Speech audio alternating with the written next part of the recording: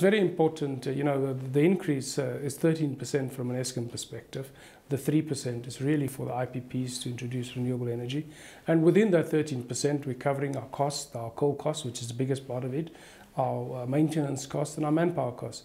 And then there is the return. And the shareholder return is very minimal because most of that is used to pay back the interest on the debt that we've raised. And we've indicated the levels of debt. And then the rest of that is depreciation. And the depreciation component is crucially important to ensure that we build up funds to replace the assets. You must remember, a lot of our assets are more than 30 years old. All of this will have to be replaced at some stage. And we need to be financially viable to do that. If not, we will have to go through as a country exactly what we've just gone through due to this increase and correction in electricity prices. Just going back to that though, I mean, why is there a return at all? The Energy Intensive User Group, which represents even state-owned enterprises, other state-owned enterprises, has raised this as a key concern from their perspective. Our return, as we indicated, is 3.1%. You show me any company that earns a return and will invest at a single-digit return. The return that the regulator set for Eskom is 8.1%. And it's made up essentially of our cost of debt. And it's very important that at least we earn a return equivalent to the cost of debt for us to go onto the market and raise debt. And that is crucially important then to put us in a position to service that debt. Because we are not funding our expansion through our tariff. We are funding our expansion through the debt that we raise. So if we're talking about, many of the plants being extremely old and you needing to decommission them at some point in time, how many plants will that be? I mean, how many plants, when is the first plant due for decommissioning? And will there be a point in time when you actually have a deficit in energy once again? What is the timeline with regards to that?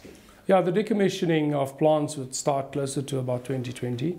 And for that period, for about 2020, I would say to about 2030, we will decommission 10,000 megawatts of our existing capacity. And obviously the integrated resource plan then takes account for replacing that capacity going forward. So is that the role of independent power producers? That is the role of the integrated resource plan. We certainly see that independent power producers will play a role. But make no mistake that the majority of the additional expansion will be done by Eskom. And so we certainly see ourselves expanding beyond Kusile. So what are the next plans then? The next plans is, as you've seen, in this price application, we're all going to pay 3% more for electricity to introduce renewables. And that is 3,700 megawatts of renewables that will produce 2% of the energy over the next 5 years. Beyond that, obviously, government needs to make a decision on the further introduction of what's in the integrated resource plan. Further renewables, further coal, hydro projects, gas projects, and then nuclear projects. But that's a decision for government to make. Of course, the nuclear issue is one that you said, or Eskom as a whole has said they'd be keen on being a part of that build. Is that still the case? Eskom is the only nuclear operator on the African continent and has been successfully done this for more than 25 years. And government has recently announced that Eskom will be, for new nuclear in South Africa, the nuclear operator and will execute the nuclear program. I think everyone certainly does appreciate the role that Eskom plays in energy security. The build program as a total costing 300 billion rand. How much of that has been secured? How much still needs to be secured? Where will that be from? Yeah, the total capital program is 337 billion rand over the next 5 years, as we indicated. Less than half of that 337 billion will go to the new expansion. Actually, the majority of that will go into the refurbishment of our existing assets in generation and transmission and the expansion of distribution and transmission networks to customers. So less than half will go into our big 3 projects. 80% of that has been secured and that is in place, delivered. And obviously we are confident that we're able to complete our program and raise the remaining of the funding. The funding and the debt in Eskom will increase to just over 300 billion rand once at peak, and then it will reduce again. When it comes to the independent system and market operator, that bill is still pending when it comes to being passed. And Parliament has asked for a due diligence report from Eskom as to the effects that will have on your ability to borrow, as well as perhaps credit ratings. Have you delivered that at all? No, that's in process. We have a project plan that we've presented, and that plan is on track and it's being executed.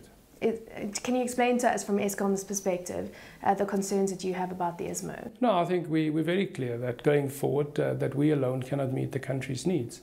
but it's very important that we're very clear as to what we want as an end state in the country in terms of electricity supply.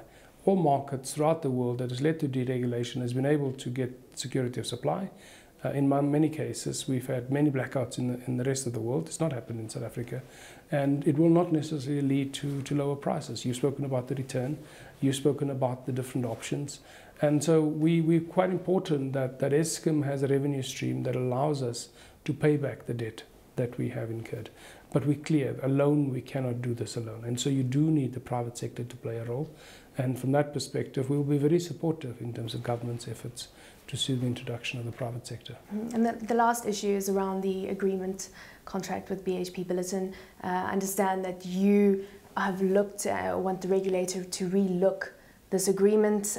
Can you explain your position on it as it stands right now? Yeah, you're correct. We have submitted it to the regulator in a formal submission to review the agreement and to look at its appropriateness and to consider the agreement. You know that these agreements were entered into pre-1994 when South Africa had excess capacity. We have negotiated quite hard to try and find a balance between the cost and the recourse that we've now taken is to submit that to the regulator to review those agreements.